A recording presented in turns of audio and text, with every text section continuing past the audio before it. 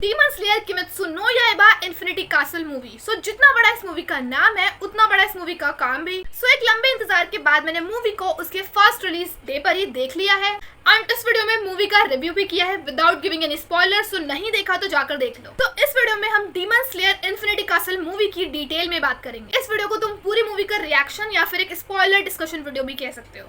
तो सबसे पहले मूवी स्टार्ट ही ग्यूमी के साथ होती है, जहां हमें ये देखने को मिलता है कि कगाया ने इस लास्ट बैटल की तैयारी या फिर प्लानिंग कैसे की। इन शॉर्ट कगाया ग्यूमी को सब कुछ समझा कर जाता है ताकि कगाया की गैर मौजूदगी में जो ग्यूमी है वो सारी चीजों को हैंडल कर ले। उसके बाद जो सीन आता है मुजान वाला, ओ भाई व्हाट अ सीन। एंड उसके बाद जब तानजीरो मुजान की बुत्सुजी चिल्लाता है और फिर स्क्रीन पर बड़ा बड़ा डीमन स्लेयर का लोगो आता है, like I feel literal goosebumps. And this is the scene जो ये बताता है कि इस मूवी में और भी ऐसे ही एपिक मोमेंट्स होने वाले हैं and it's feels like that I am watching Demon Slayer Infinity Castle movie.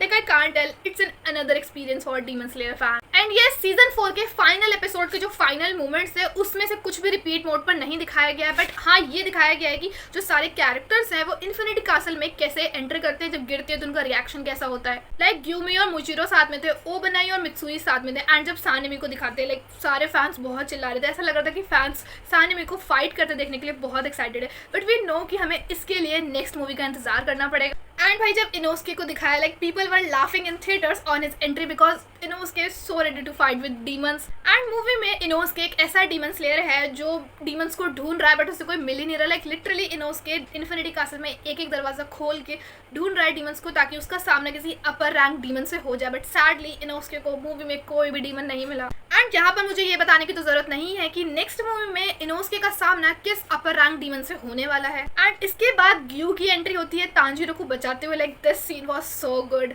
And movie में एवरी सिंगल कैरेक्टर की entry was just so good. Like movie के स्टार्ट होते ही एक एक कैरेक्टर की एंट्री कॉन्टिन्यूसली हो रही थी। लिटरली फैंस हर कैरेक्टर की एंट्री पर बस चिल्ला रहे।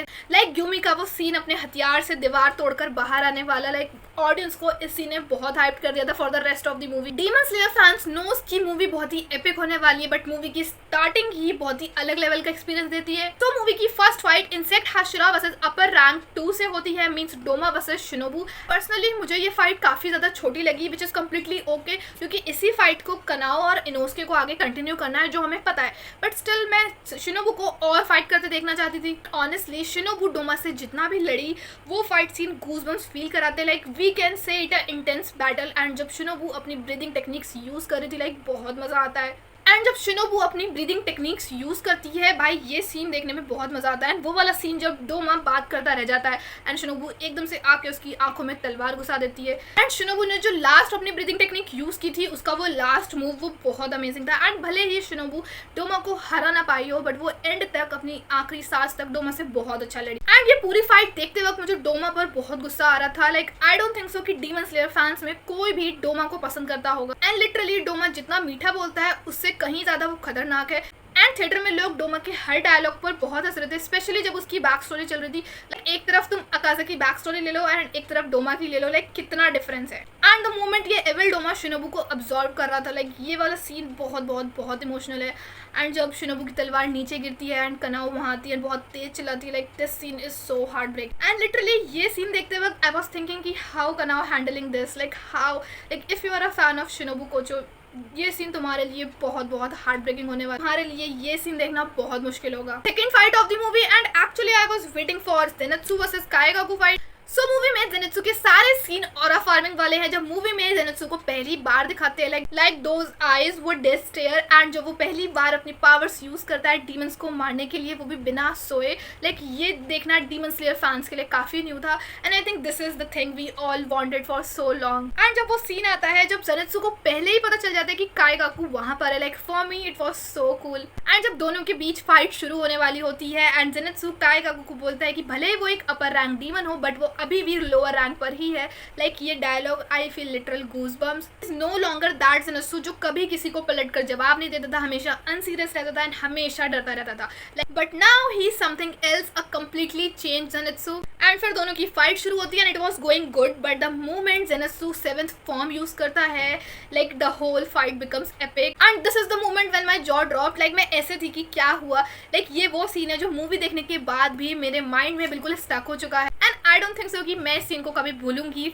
थंडर ब्रीदिंग की 7th form flaming thunder god, जिसे कम्प्लीटली जेनित्सु ने खुद बनाया है। एंड इसी बैटल के बीच हमें बीच बीच में काइगाकू की बैक स्टोरी भी देखने को मिलती है। And here I would say कि काइगाकू इज द वन जिसने सारी चीजों को खराब किया था। वाला सीन जब जेनित्सु ये बताता है कि ग्रैंडपा ने सुसाइड किया था, वो भी काइगाकू की वजह से, लाइक ये वाला सीन मेरे लिए बहुत इमोशनल था। लास्ट में जेनित्सु काइगाकू की गर्दन काटने से पहले उसे सॉरी भाई बोलते हैं, विच शोज की डीप डाउन जेनित्सु उसे अभी भी अपना भाई समझता है। पर ये बात काइगाकू को अपने लास्ट मोमेंट तक बिल्कुल समझ नहीं आई। एंड ये पूरी फाइट देखने के बाद मुझे जेनित्सु की एक अलग साइड देखने को मिली। Like Zenitsu is so mature, he is emotional, he is so thoughtful. And Zenitsu एक ऐसा इंसान है जिसके लिए उसके खुद के अपने बहुत ज्यादा मैटर करते हैं। But I was missing that unserious रोंदू जेनित्सु, जिसे बीच बीच में फ्लैशबैक में मूवी में दिखाते हैं तो काफी ज्यादा मजा आता है, जिसे हमने वो 4 सीजन्स में देखा है। एंड इस इमोशनल और इंटेंस बैटल के बाद युशिरो और मुरातो को दिखाते हैं। लाइक इन दोनों के डायलॉग्स, इन दोनों का पूरा सीन वो बहुत ही फनी था, जो काफी ज्यादा रिलीफ देता है। एंड वो वाला सीन जब जेनित्सु ऊपर से नीचे गिर रहा होता है काइगाकू को मारने के बाद,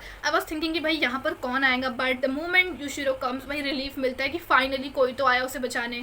एंड मैंने एक्सपेक्ट किया था कि काइगाकू और जेनित्सु की फाइट अच्छी होगी, बट मेरी एक्सपेक्टेशन से ये वाली फाइट काफी अच्छी थी। लास्ट और इस मूवी की मेन और मोस्ट टॉक अबाउट फाइट, जो इस मूवी का नाम भी है, ग्यू एंड तांजीरो वर्सेस अकाजा की फाइट। सो मूवी की ये लास्ट फाइट बहुत बहुत बहुत इंटेंस है। Like you will literally hold your breath कि अगले मोमेंट में क्या होगा, नेक्स्ट मोमेंट में क्या होगा, स्पेशली जब ये फाइट का एंड पार्ट चल रहा होता है। एंड जब अकाजा की एंट्री होने वाली थी, वो साउंड, वो बीजीएम बजता है जो उसी के लिए यूज किया जाता है पूरे एनिमे में, तो सारे फैंस को थिएटर में पता चल जाता है that Akaza is coming. So सारे फैंस चिल्ला रहे थे एंड अकाजा के dialogues are just wow. And यहाँ पर मैं स्पॉटलाइट ग्यू पर डालना चाहूंगी। Like the way he fight, it looks like एक हाशिरा फाइट कर रहा है। लाइक ग्यू मूवी में कॉन्टिन्यूसली अपनी सारी फॉर्म्स को यूज कर रहा था, 7th form, 5th form. Like यहाँ तक तो ये सीन फिर भी ओके था, बट जब ग्यू ये कहता है कि अकाजा से थोड़ी देरी फाइट करने के बाद उसके सारे जो सेंसेस है वो एक्टिव हो गए हैं, एंड देन सडनली ग्यू का मार्क अनलॉक होता है। लाइक एकदम से उसके चेहरे पर मार्क का निशान आता है। एंड इस वाज लिटरली थिंकिंग कि अब ग्यू अकाजा को अच्छे से बताएगा। इवन फाइट करते करते ही ग्यू की तलवार भी टूट जाती है, बट स्टिल वो आधी तलवार से ही बहुत अच्छा लड़ता है। एंड थैंक गॉड तांजीरो और ग्यू साथ में थे, बिकॉज दोनों ही एक दूसरे को काफी ज्यादा प्रोटेक्ट कर रहे थे। एंड अगर ग्यू स्पॉटलाइट में है तो तांजीरो की पावर्स भी मूवी में किसी और लेवल की थी। लाइक तांजीरो ट्रांसपेरेंट वर्ल्ड का इस्तेमाल करता है अकाजा को हराने के लिए, एंड वो अकाजा को हरा भी देता है। लाइक जहाँ एक तरफ ग्यू अपनी वाटर ब्रीथिंग टेक्निक्स यूज करता है, भाई दूसरी तरफ तांजीरो हिरोकामी कागुरा यूज करता है, जो देखने में काफी ज्यादा ब्यूटीफुल लगता है एंड काफी ज्यादा मजा। And Giyu and Tanjiro and तक बिल्कुल ठीक इसलिए थे क्योंकि दोनों साथ में थे एंड क्योंकि दोनों एक दूसरे को काफी ज्यादा प्रोटेक्ट कर रहे हैं। एंड इस फाइट का लास्ट पार्ट बहुत इंटेंस था। लाइक अकाजा की गर्दन काटने के बाद भी वो बार बार रीजनरेट कर रहा था, इवन ग्यू को भी लग रहा था। एंड इस सीन में काफी ज्यादा डर लग रहा था कि व्हाट इफ अगर अकाजा पूरी तरीके से रीजनरेट कर लेगा तो क्या होगा। इवन उस समय तो ग्यू की जो तलवार है वो भी टूट गई थी एंड तांजीरो तो बेहोश पड़ा था। ऑल्दो आई नो कि इस मूवी में अकाजा की डेथ होकर रहेगी, बट ये सीन बहुत टेंस था, बहुत ब्रेथ होल्डिंग सीन था, जो ऐसा बार बार लग रहा था कि अकाजा वापस से रीजनरेट कर लेगा एंड वापस से फाइट करेगा दोनों से ही। एंड अकाजा की backstory, it was so so so emotional. Like people are saying कि अकाजा की बैक स्टोरी लॉन्ग है, I do agree, but I love my character so I don't have any problem with their backstory. Akaza की back story लोगों को ये बताती है कि वो हाकुची से अकाजा क्यों और कैसे बना। एंड अकाजा की बैक स्टोरी में मैंने उसके पापा वाली जो स्टोरी थी वो एक्सपेक्ट नहीं की थी, एंड इसी स्टोरी ने मुझे काफी ज्यादा डीपली हिट किया। All he wanted to just protect his loved ones. Like Akaza की बैक स्टोरी तुम्हें डेफिनेटली रुला देगी, एंड दैट्स व्हाई जो मूवी का लास्ट वाला पार्ट है वो काफी ज्यादा इमोशनल लगता है। तो इस मूवी में हमें मेजरली 3 फाइट्स देखने को मिली। एंड अगर बाकी चीजों की बात करूँ तो बाकी सारे कैरेक्टर्स को भी दिखाया गया है, बट काफी ज्यादा कम, जो लॉजिकल भी है। लाइक काफी कैरेक्टर्स का स्क्रीन टाइम मूवी में कम है, बट जितना भी है it was impactful. So Gyomei and Muichiro के जो फाइट सीन है वो मूवी में कम है, बट जितने भी हैं वो ये ग्लिम्स देते हैं कि उनकी फाइट जब होगी तो वो किस लेवल की होगी। ओबनाई और मित्सुरी के साथ में सीन से like everyone in the Infinity Castle was busy to fight with demons and they are busy in each other.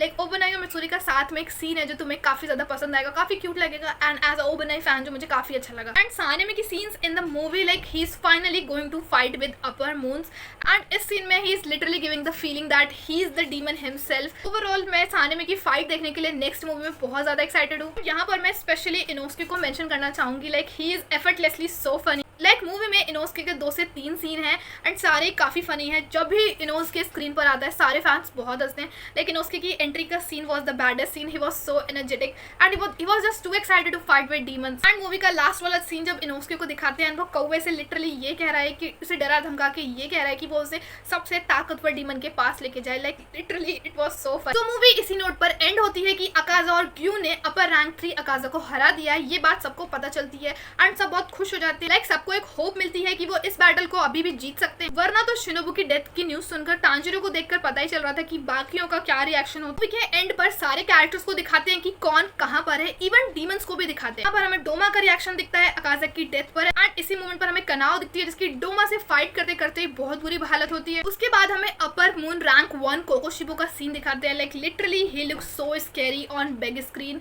And जिससे हमें साफ पता चलता है ये सीन देखने के बाद कि जो कोकोशिबो है वो अकाजा की डेथ से बहुत ज़्यादा नाराज है, वो बहुत गुस्सा है and that's why he is finally entering the final battle and that's why हमें नेक्स्ट मूवी में कोकोशिबो की फाइट देखने को मिलेगी। एंड मूवी का बीजीएम मूवी को और भी एपिक बनाता है। लाइक मूवी का साउंड डिजाइन ये मेक श्योर करता है कि तुम्हें every single scene, every single dialogue proper feel हो और सारे डायलॉग्स डायरेक्टली हिट करें। सो मूवी में लीसा और एमर के गाए हुए 2 न्यू सॉन्ग है एंड लिटरली जो सॉन्ग मूवी के स्टार्टिंग में बजता है it makes you feel that you are finally watching demon slayer infinity castle arc movie. एक सॉन्ग मूवी के लास्ट में भी बजता है। ओवरऑल जो मूवी का बीजीएम है वो बहुत पावरफुल है। लाइक मेकर्स ने मूवी के एवरी सिंगल सीन के लिए डिफरेंट बैकग्राउंड म्यूजिक प्ले किया। लाइक वो सीन जब शिनोबु डोमा से फाइट करती है काफी अलग बीजीएम बज रहा था, उसी वक्त जब काइगाकू और जेनित्सु की फाइट हो रही थी उस वक्त भी काफी पावरफुल बीजीएम बज रहा। साथ ही मूवी में इमोशनल सीन्स के लिए काफी ज्यादा पीसफुल और कनेक्टिंग म्यूजिक का इस्तेमाल किया गया है। एंड मैंने पहले भी कहा है मूवी की स्टोरी लाइन और एनिमेशन तो कमाल का है ही,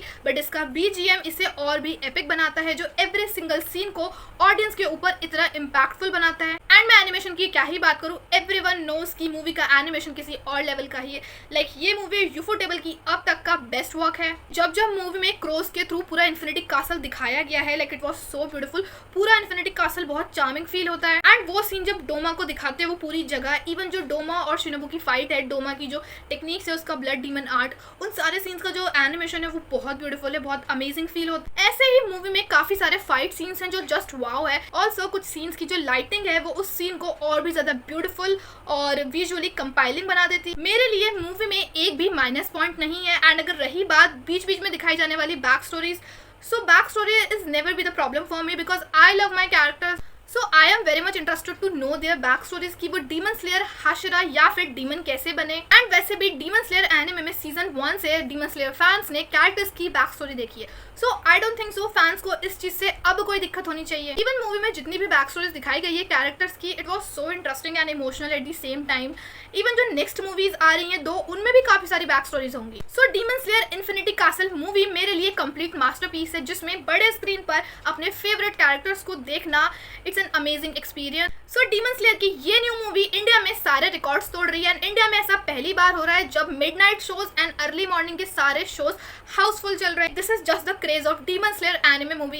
एंड अगर तुम्हें डीमन स्लेयर के इंडियन रिकॉर्ड्स पर एक वीडियो चाहिए तो कमेंट सेक्शन में जरूर बताना। सो तुमने डीमन स्लेयर की ये न्यू मूवी थिएटर में जाकर अब तक देखी या नहीं देखी कमेंट सेक्शन में जरूर। साथ ही मूवी का तुम्हारा फेवरेट पार्ट कौन सा था, फेवरेट डायलॉग कौन सा था, सारी स्पॉटलाइट तुम्हारे लिए किसने ले ली कमेंट सेक्शन में जरूर बताना। So that's it for today. ऐसे ही रिव्यू रिएक्शंस और ब्रेकडाउन्स के लिए make sure to subscribe my channel. Bye.